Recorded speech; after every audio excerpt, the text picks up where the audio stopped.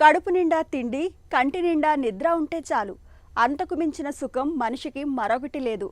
కానీ కడుపు నిండుగా తినడం కష్టమైతే అంతకు మించిన శాపం మరొకటి లేదు. గాల్ బ్లాడర్లో రాళ్ళు ఉన్నప్పుడు ఇలాంటి బాధే మనకు అనుభవంలోకి వస్తుంటుంది. తిన్న ప్రతిసారి పొట్టలో కుడివైపు అంతా నొప్పిగా ఉంటుంది. ఆ నొప్పి భుజంలోకి, వీపులోకి పాకుతూ నరకాన్ని చూపిస్తుంటుంది. పొట్టలో భరించలేనంత నొప్పికి, వేదనకు కారణమయ్యే గాల్ స్టోన్స్కు మన సంప్రదాయ వైద్యం ఆయుర్వేదం చెబుతున్న చికిత్సలు, పరిష్కార మార్గాల గురించి ఇప్పుడు తెలుసుకుందాం.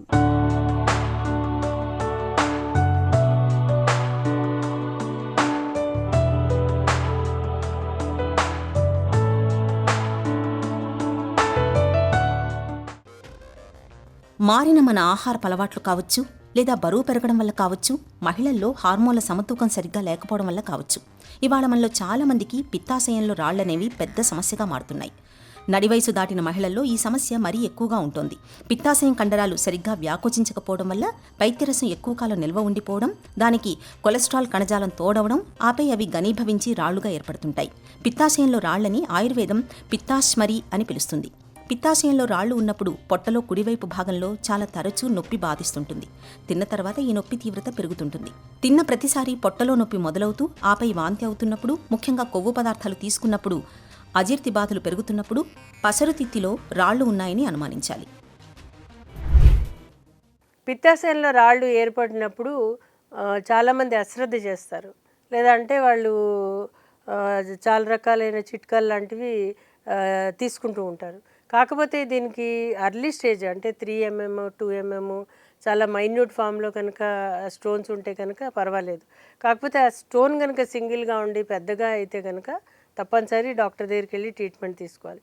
ముఖ్యంగా దీనికి స్కాన్ తప్పనిసరి. అంటే ప్రతి ఒక్క 6 monthsకి ఎవరికైతే ఈ యొక్క స్టోన్స్ ఏర్పడ్డాయో వాటికి స్కాన్ తప్పనిసరి తీసుకోవాలి. అది కూడా హోల్ అబ్డామిన్ స్కాన్ తీసుకోవాలి. ఎందువల్లనంటే సాధారణంగా వచ్చే కిడ్నీ స్టోన్స్కి కిడ్నీ ఫ్లష్ అవుట్ చేస్తుంది, దాని ఫంక్షన్ ద్వారా చేస్తుంది. అక్కడ కూడా ఒక్కొక్కసారి స్టోన్ పెద్దగా ఉంటే దానికి కూడా ఒక్కోసారి లిథోట్రిప్సీ చేయవలసి వస్తుంది. చాలా పెద్ద స్టోన్స్ ఏర్పడి, మల్టిపుల్ స్టోన్స్, పెద్ద పెద్ద స్టోన్స్ ఏర్పడితే తప్పనిసరి సర్జరీ. ఇప్పుడు ఈ యొక్క పిత్తాశయంలో రాళ్ళకి కూడా ఆర్గన్ చిన్నగా ఉండి దాంట్లో స్టోన్ పెద్దగా ఉంటే కనుక అది ఎప్పుడైనా కాంప్లికేట్ అవుతుంది. కాబట్టి దానికి సర్జరీ ఫైనల్గా చేయించుకోవాల్సిన అవసరం ఉంటుంది ఎప్పుడో ఒకప్పుడు. సుమారు సంవత్సరం తర్వాత లేకపోతే 5 సంవత్సరాల తర్వాత కూడా వాళ్ళకి అది కాంప్లికేట్ అవ్వడానికి అవకాశం. ఇవన్నీ ఎలా జరుగుతున్నాయని ప్రక్రియకి తప్పనిసరి ఒక హోల్ అబ్డామిన్ స్కాన్ తీసుకోవాలి. ఇదే పిత్తాశయంలో చాలా చిన్న చిన్నగా స్టోన్స్ ఉన్నాయి, మైక్రోగ్రాన్యూల్స్ ఉన్నాయి. అలాగే అవి <3 mm or 5 mm ఉన్నాయి. అప్పుడు మీరు చిట్కాల ద్వారా లేదంటే ఆయుర్వేదిక్ మెడిసిన్స్ ద్వారా చికిత్స తీసుకోవచ్చు. అందులో ముఖ్యంగా మీకు ఆహార నియమాలు తప్పనిసరి పాటించాలి. ఆహారంలో ముఖ్యంగా ఏంటంటే మీరు ఫ్యాటీ ఫుడ్ చాలా తగ్గించాలి. ఉపవాసాలు చేయకూడదు, ఎక్కువ వ్యాయామం చేయకూడదు. చాలామంది జిమ్కి వెళ్ళిపోయి చెమటలు పోసేసి ఎక్సర్సైజ్ చేసేస్తూ ఉంటారు పిచ్చి పిచ్చిగా. అప్పుడు కూడా డీహైడ్రేషన్ వచ్చి వాళ్ళకి ఈ యొక్క ఆర్గన్ మీద ఎఫెక్ట్ చూపిస్తుంది. ఎందుకంటే ఆ ఆర్గన్ తోటి లింక్ అయ్యేది లివర్లో ఏదైతే ఈ యొక్క ఫ్యాట్ మెటబాలిజం కానీ లేదంటే ఇతరత్ర మెటబాలిక్ ప్రాబ్లమ్స్ అన్నీ కూడా ఏర్పడడానికి మనం చేసే పనిని బట్టి ఉంటుంది. కాబట్టి ప్రతి వాళ్ళు కూడా తప్పనిసరి నీళ్లు తాగాలి. సుమారు 4 నుంచి 5 లీటర్లు కంపల్సరీ నీళ్లు తాగాలి. ముఖ్యంగా ఈ యొక్క పిత్తాశయ అస్మరీకి, ఈ స్టోన్స్కి. అలాగే ఆహారంలో కూడా ఫ్యాట్స్ చాలా మటుకు తగ్గించాలి. అలాగే అరగని పదార్థాలు, ముఖ్యంగా నాన్ వెజిటేరియన్ ఫుడ్, మసాలాసు, బిర్యానీలు లాంటివి చాలా మటుకు తగ్గించాలి. మరి ఏం తినాలి అంటే సాత్విక ఆహారం, త్వరగా అరిగే ఆహార పదార్థాలు, గుడ్డు తీసుకోవచ్చు, చేపలు తీసుకోవచ్చు. అలాగే కొన్ని సప్లిమెంట్స్, అవిసెల్ లాంటివి తీసుకోవచ్చు. ఎందుకంటే కొంచెం నెయ్యి లాంటివి తీసుకోవచ్చు. వీటి ద్వారా ఏమైందంటే లివర్లో యొక్క ఫ్యాట్ మెటబాలిజం కానీ ఏదైనా ఫ్యాటీ లివర్ కండిషన్ లాంటిది ఏదైనా ఉంటే అవి కూడా తగ్గడానికి అవకాశం ఉంటుంది. అదే బరువు నియంత్రణ తప్పనిసరి చేసుకోవాలి. అది చేసుకుంటే కూడా వీళ్ళకి ఆ యొక్క స్టోన్స్ త్వరగా తగ్గడంతో పాటు లేదా అంటే వాళ్ళకి అవి ఇబ్బంది పెట్టకుండా ఉంటాయి. పసరుతిత్తులో రాళ్ల పరిమాణం చిన్నగా ఉన్నప్పుడు సర్జరీ దాకా వెళ్లకుండానే ఆయుర్వేద చికిత్సల సాయంతో వాటిని కరిగించుకునే అవకాశం ఉంది. పసరుతిత్తులో రాళ్లు ఉన్నప్పుడు కాలేయం పైన, పసరుతిత్తిపైన పనిభారం తక్కువగా ఉండేలా చూసుకోవాలి. కొవ్వు పదార్థాలని, ముఖ్యంగా నూనె పదార్థాలని, కారం, మసాలాల్ని బాగా తగ్గించి సాత్విక ఆహారం తీసుకోవడం మేలు. ద్రవాహారాల్ని వీలైనంత ఎక్కువగా తీసుకుంటూ ఉండాలి. సి విటమిన్ ఉన్న పళ్ళు తీసుకోవడం చాలా బాగా మేలు చేస్తుంది. పళ్లలోని సి విటమిన్ కొలెస్ట్రాల్ని బయలురసంలా మార్చడానికి ఉపయోగపడతాయి. పసరుతిత్తిలో రాళ్లు ఉండి వాటి మూలంగా నొప్పి బాధిస్తున్నప్పుడు గోరువెచ్చగా వేడి చేసిన ఆముదంలో ముంచిన వస్త్రాన్ని పొట్టపై కుడి భాగంలో పరిచి ఉంచాలి. ఇలా చేయటం వల్ల నొప్పి బాధల నుంచి ఉపశమనంగా ఉంటుంది. చిట్కాల విషయానికి వచ్చేసరికి త్రిఫలా చూడడం చాలా బాగా పనిచేస్తుంది. మెటబాలిజం మీద చాలా బాగా పనిచేస్తుంది. ముఖ్యంగా ఫ్రీ మోషన్ అవ్వడము, అలాగే డైజెస్టివ్ సిస్టమ్ మీద కూడా పనిచేస్తుంది.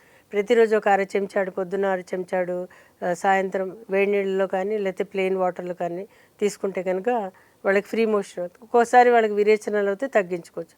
ఎందుకంటే ఇందులో కరక్కాయ కొంచెం మోషన్ ఎక్కువ అయ్యేటట్టు చేస్తుంది. అలాగే కటుకరోహిణి అనే ఔషధం ఉంది, అది కూడా చాలా బాగా పనిచేస్తుంది. ఇది కటుకరోహిణి అనేది ఆయుర్వేదిక్లో ప్యూర్గా ఒక లివర్ మెడిసిన్ కింద చెప్పడం జరిగింది. ఈ కటుకరోహిణి చూర్ణం తీసుకొచ్చి 1/4 పొద్దున్న 1/4 సాయంత్రము టీ స్పూను తేనెలో కలిపి తీసుకుంటే కనుక వాళ్ళకి లివర్ స్టిమ్యులేషన్ అయ్యి ఈ స్లడ్జ్ ఫ్రీ అవ్వడము, అలాగే బ్లాడర్ ఈ యొక్క గాల్ బ్లాడర్ ఫ్రీగా మూమెంట్ అవ్వడం జరుగుతుంది. ఒకసారి ఆ థిక్నెస్ కూడా పెరుగుతుంది. ఇంటర్నల్ వాల్ ఏదైతే ఉంటుందో ఆ థిక్నెస్ కూడా అప్పుడు కాంప్లికేట్ అవుతుంది. అందువల్ల ఈ యొక్క చిట్కాలు పనిచేస్తాయి.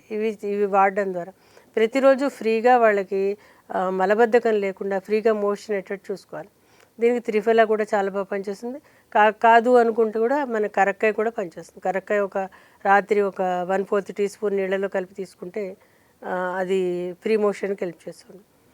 చికిత్సా విషయానికి వచ్చేసరికి ఈ యొక్క బైల్ డక్ట్ కానీ ఈ యొక్క స్టోన్స్ ఏవైతే గాల్ బ్లాడర్ స్టోన్స్ ఏవైతే ఏర్పడుతుందో వీటికి ఆయుర్వేదంలో కొన్ని ఔషధాలు చెప్పడం, ముఖ్యంగా ఆరోగ్యవర్ధిని అనే ఔషధం చాలా బాగా పనిచేస్తుంది. అలాగే కటుకరోహిణి ఇందాక నేను చెప్పినట్టు దాంతో చేసిన కొన్ని ట్యాబ్లెట్స్ లాంటివి బయట దొరుకుతుంటాయి. సింగిల్ డ్రగ్ థెరపీస్ కూడా ఉంటాయి, అవి వాడుకోవచ్చు. లేదా త్రిఫలా చూడడము, త్రిఫలా ఘృతము, ఇవన్నీ కూడా పనిచేస్తాయి. అయితే ఆ యొక్క మనిషి యొక్క ఆరోగ్య పరిస్థితిని బట్టి, ఆ యొక్క సైజుని బట్టి, అంటే గాల్ స్టోన్ ఏదైతే ఉందో దాని సైజుని బట్టి చికిత్స చేయాలి. ఎందుకంటే ఒక్కొక్కసారి పేషెంట్కి వామిటింగ్స్ అవుతున్నాయా లేదా, పేషెంట్కి తల తిరుగుతుందా లేదా, డైజెస్టివ్ ప్రాబ్లమ్స్ ఉన్నాయా లేదా, ఆ నొప్పి వస్తుందా లేదా చాలా ఇంపార్టెంట్. కొంతమందికి విపరీతమైన నొప్పి ఎప్పుడో వస్తుంది, వాళ్ళు చెప్పరు, అది కాంప్లికేటెడ్. అలాంటి కేసెస్కి వైద్యం చేసినప్పుడు ప్రాబ్లం అవుతుంది. కాబట్టి పరిస్థితిని బట్టి చికిత్స చేయాలి. అది కూడా ఒక 3-4 మంత్స్కి చేసి దాన్ని మళ్ళీ స్కాన్ తీసి ఒకవేళ తగ్గలేదు అంటే ఇక సర్జరీ తప్పనిసరి. పసరుతిత్తిలో రాళ్ల మూలంగా బాధలు తీవ్రంగా ఉంటున్నప్పుడు ఆయుర్వేదం కొన్ని ప్రత్యేక చికిత్సలను చెబుతుంది. తుంగముస్తల చూర్ణం, త్రికటు చూర్ణాల్ని సమభాగాలుగా తీసుకుని ఈ మిశ్రమాన్ని మోతాదుకు 1/2 చెంచాడు చొప్పున రోజుకు 4 సార్లు తేనెతో కలిపి తీసుకుంటూ ఉంటే పసరుతిత్తి భాగంలో బాధల నుంచి మంచి ఉపశమనం దొరుకుతుంది. రాళ్లు కూడా కరిగిపోవడం మొదలవుతుంది.